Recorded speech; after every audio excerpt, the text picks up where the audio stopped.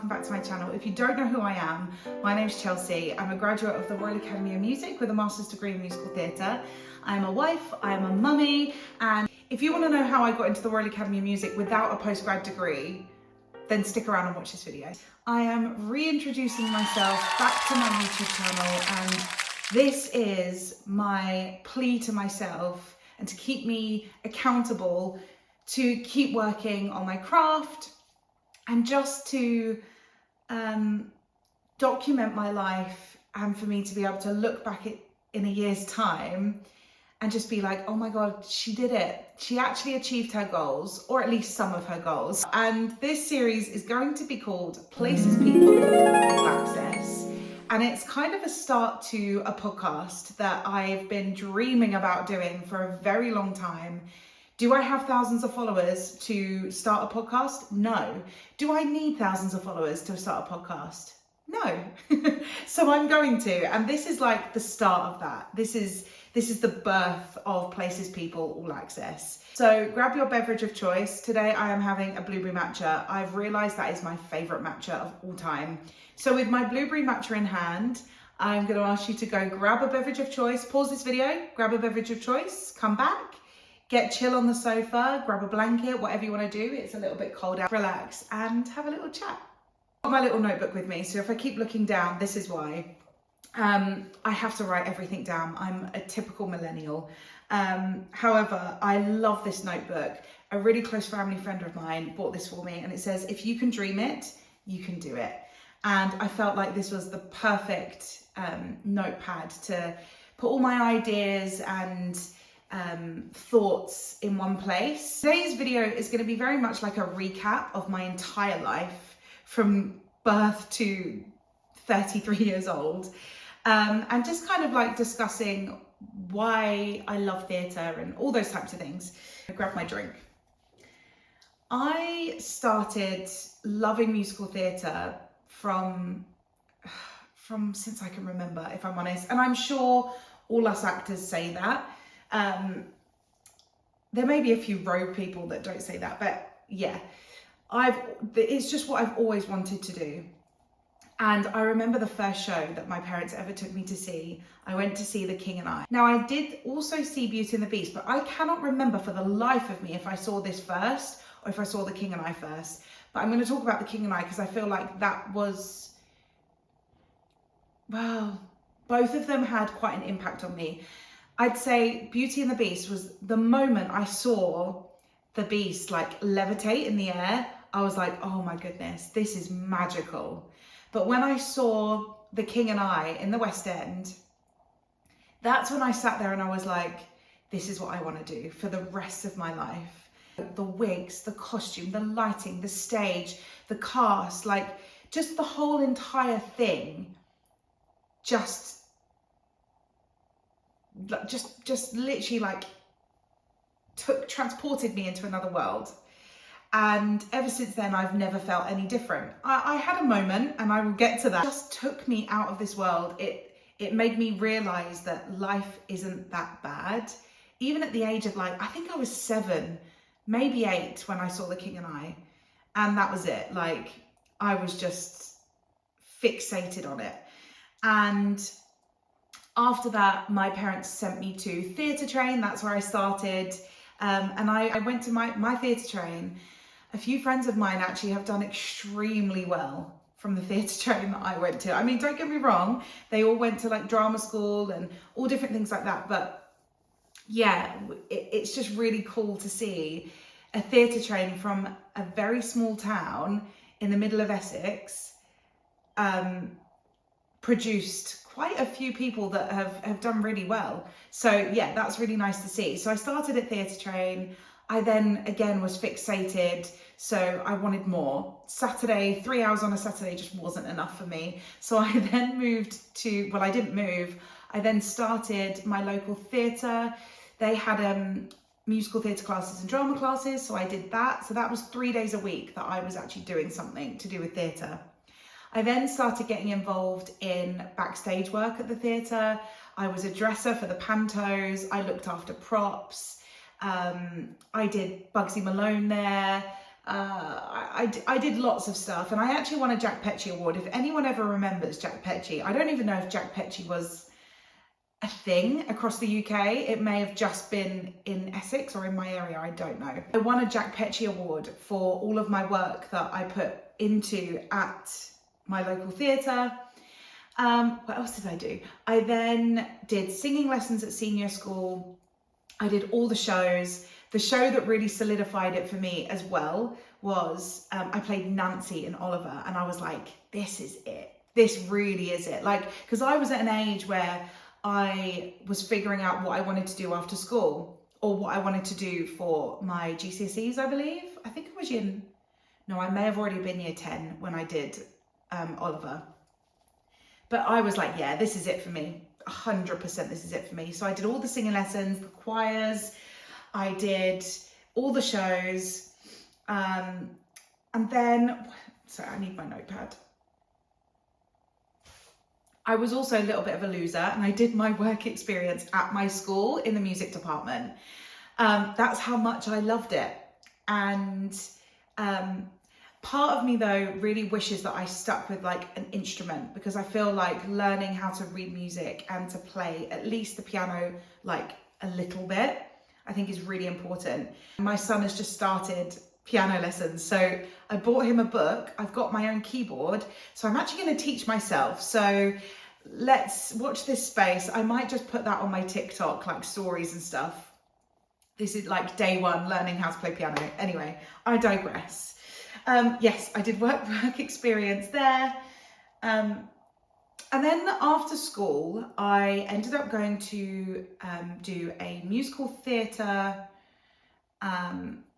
diploma at college.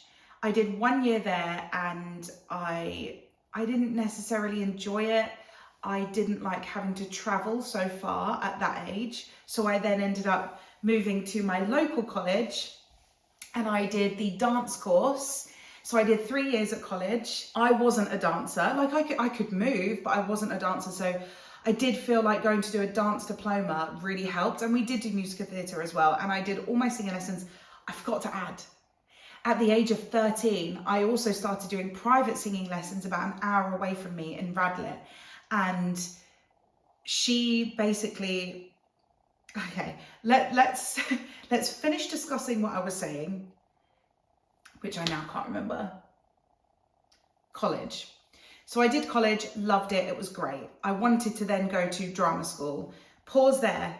Let's go back a step. I was also doing private singing lessons with a lady that trained or was trained by Mary Hammond, who trained me at the Royal Academy of Music.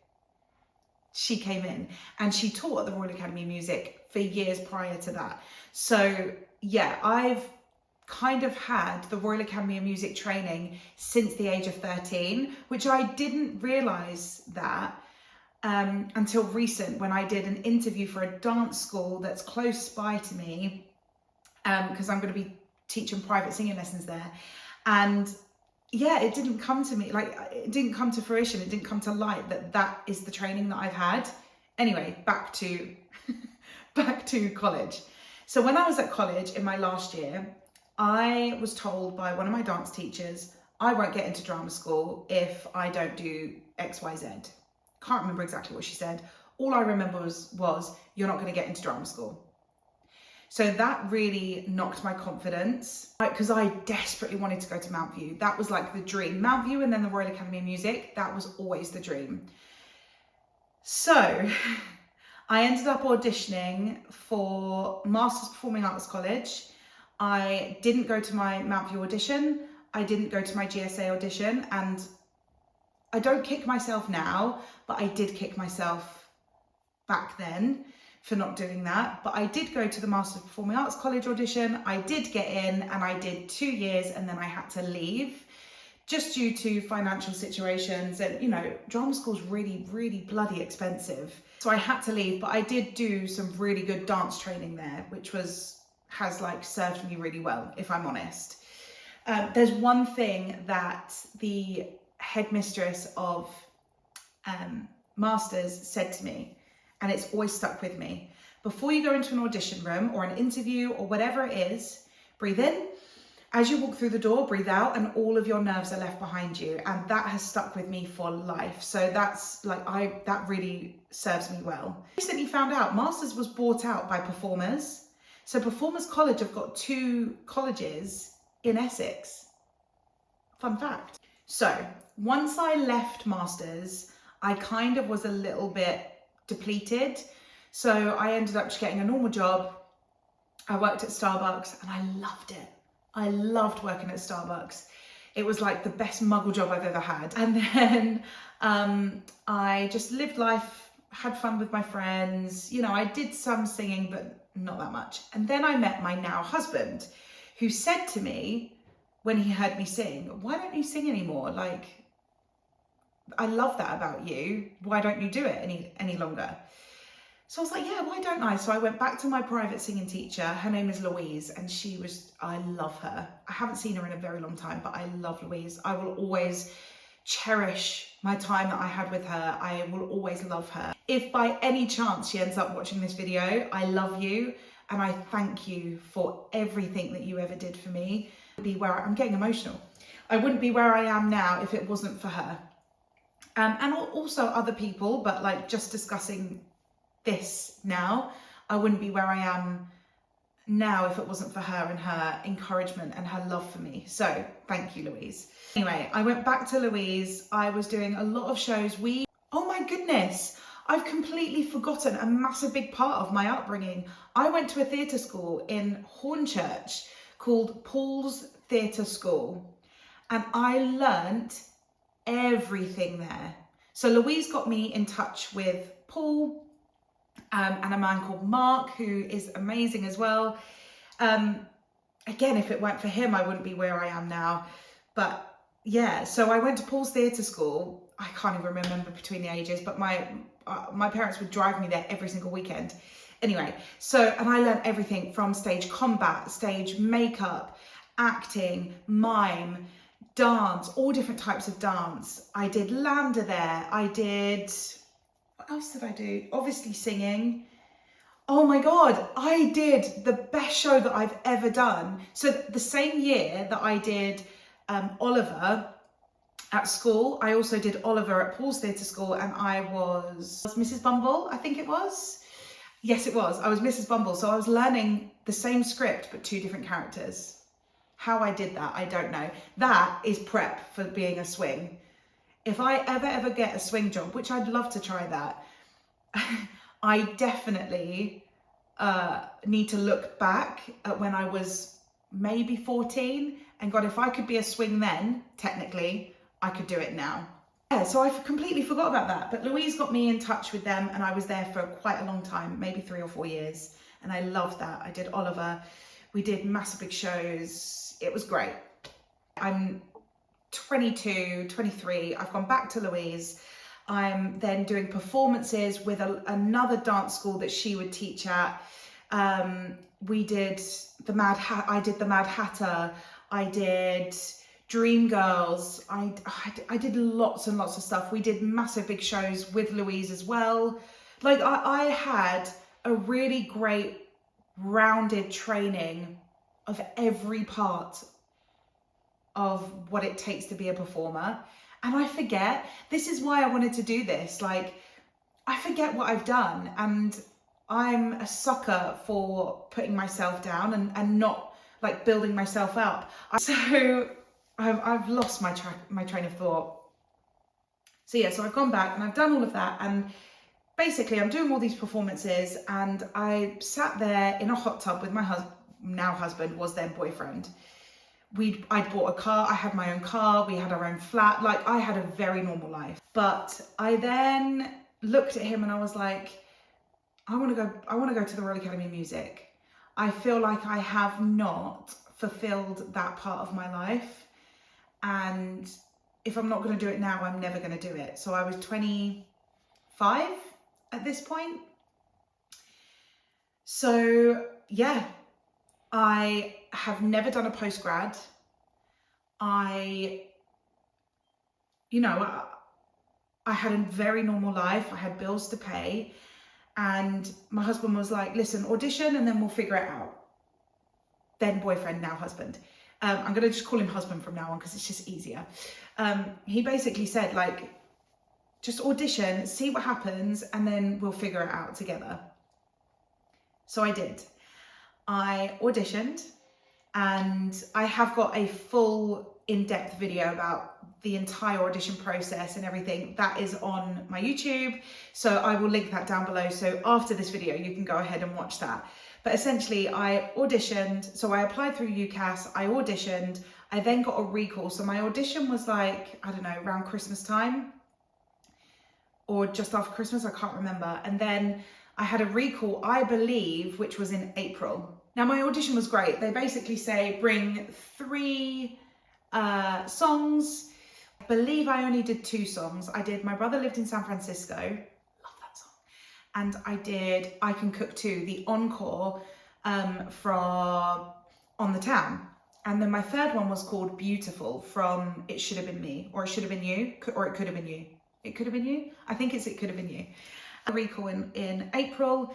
And the reason why, I believe the reason why I got the recall is because I essentially said to them, like, I need to be on a scholarship. So, like, for me to come, I need some type of scholarship. So I think that's a reason why I had to have the recall, because my recall wasn't such an amazing experience. But essentially, I sat there and I had to sit, or didn't sit, but I sang My Brother Lived in San Francisco. I then went back to I Can Cook Too, and then I had to do some scales and scatting at the piano, because there's a scatting section in the song. That bit. And then I did Beautiful. And then I had to do my monologue again, which I had done in the original audition. So I did my monologue, and I chose something quite rogue. I did a monologue from my favorite movie, which is called Stardust, and I still remember it to this day. Matt Ryan, who is just, he's the reason why. My husband and I went to the open day, and after I saw his acting through song class, I was like, Martin, this is it. This really is, like, I can't believe I'm here. Like, I have to go to this school. I have to. Like, there is no other choice. I have to be here in September. Got me to sit there and just break down the monologue, say whatever, like, basically stick to the storyline of the monologue, right? But just change it up. So I did. I was like, I've never experienced this before. Like, what am I going to do? I was nervous. I was like, oh, I just completely made up random lines that were kind of like what I would say in the actual monologue, but like, I just made it up. And they obviously were happy with it, because, you know, I ended up going. So yeah, after the audition, it was amazing. You don't have to do a dance audition, which is great. I think it was about a month later, I found out I got in, and I was on a partial scholarship. I think it was like a 3/4 scholarship. I had to pay like a little bit of the fees. But I also had to go and meet with the head of the entire school, purely because I said to them, like, I need to be on the master's degree to even attend, like, because with the Royal Academy of Music, don't know if it's the same elsewhere, but you can start on a diploma and then you can move over to the master's degree. But a diploma, you cannot get any funding from the government. It may have changed now, but then you couldn't get any funding from the government. However, you could get a master's degree loan to support you. So it was £10,000 that was split between the entire, it was probably 9 months we were on the course in the end. 9-10 months, I could have that support, because again, I had to pay for my car. I couldn't get rid of that. I couldn't afford to get rid of it. I still had to pay my rent. I still had to pay my train fees and all that kind of stuff. So I had to go and do 2 dissertations to prove that I could keep up with the postgrads, essentially. And a month later, I got the wonderful news that I got my scholarship, I got my master's degree loan, and September, you're starting. And I just remember lying on the sofa and just sobbing my heart out, because I was like, I've done it. I've actually done it. It was like, not even the thought of me being on the course and I didn't even know the experiences that I would have had. I'm going to do another video on this and a TikTok on this. Like what I wish I'd known when I went to drama school. Now, yes, there are some negatives, but there are so many positives that I would never have known that I would have experienced. So yeah, I had the most incredible year on my master's degree. I met Claude Michel Schomburg, I met Matt Lucas, I met Imelda Staunton a couple of times, because I also was put forward for the Spotlight Prize, and I ended up going to the finals, and I was the only one singing. And I remember her coming up to me, she was like, "You've got a really beautiful voice." And I was like, "Thank you so much." All of this just makes me really emotional, because I forget that I've done it, because once I graduated, I got an agent, and they were lovely. They were really, really lovely. I just don't know whether emotionally I was ready for the industry. So yeah, I did lots of auditions. I did a couple of concerts, and then I fell pregnant with my little boy, which now I'm like, I'm so glad it happened then, because I'm such a specific casting. Casting is very much like ensemble cover of the older characters, like Madame Thénardier, Madame Morrible. However, I'm getting closer to the age of being able to play those roles fully instead of being a cover. But I digress. What was I saying? Yeah, I feel like now, having my child when I did, everything happens for a reason, right? I really believe in the universe, and that things happen when they really should happen. And I feel like having my son then is exactly what I needed, because I've become emotionally a little bit more stable, I'd like to think. I've become emotionally mature. I've had so many life experiences that I can now leverage for these characters that I can play, like Madame Thénardier, Madame Morrible. They're the only two I can think of right now. But I can play those roles now because I've had the life experiences that I've had. I've worked at TikTok. What? I worked at TikTok for 3 years. I'm working at another tech company full-time at the moment, working from home. I'm not going to say who they are until I leave. Touch wood, it's, you know, for a West End job. But yeah, like I've lived like multiple different lives. I've had my own business teaching, and that's what we're trying to build up again. You know, I'm basically teaching private lessons, and your first lesson will be free just to see if we get on. And like, I don't know, like I've just lived so many different lives to the point where I'm sitting here now at the age of 33 in my own home, which I never thought I would have, married, a mum, which I never thought about, because I was so like gung-ho on just being on the West End, and that is the be all and end all, when actually it isn't. Like, life is all about living it, and not just living for your job, because at some point that will end, and then you're left on your own, or not on your own, but you're left in the moment of, what do I have other than those memories, right? So I'm now at the age of 33 sitting here and going, everything's happened for a reason. My time will come. To also add into there, when I had my son, I felt like I wasn't ready for it. So I actually left my agency, and they were amazing. You know, they did say to me, listen, when you decide you want to come back, let us know. At that point, I was like, this is it. I can't do it anymore. Like, how am I going to do this with a child? Like, I don't know anyone in the industry that have children. Like, how can I do these late nights and you know, be a mum and all these things? I was very worried about it. I just didn't think it would work. So I left my agency, and I just said to my husband, I'm just going to get a normal job. So I did. I got a normal job. I worked in facilities. Ugh, boring. Last year, my husband looked at me and he said, "You're not happy, are you?" And I was like, "No, I'm not." He was like, "You need to get back into your performing and your teaching, and that's when you were happiest." We went through a lot with our son over the past couple of years. So we wanted to move him to a really safe environment, a safe school, a safe home, a safe area. So yeah, so we've done that, and we've purely done that because I've got a full-time job and so has my husband. But I'm at a point now where I'm like, I just want to get going. I want to create my own work. I don't want to sit and wait for everyone all the time. And I don't want to also rest on my laurels and think like, oh, my agent's just going to get me my job. Bearing in mind, I've now got a brand new agent, and I love her so much. I just feel so privileged and lucky that I've got her on my side, because when I'm having a bit of a moment, she's like, chill, you're good. Don't worry, I'm going to keep reminding you that this is just the way the industry is, and your time will come when it comes.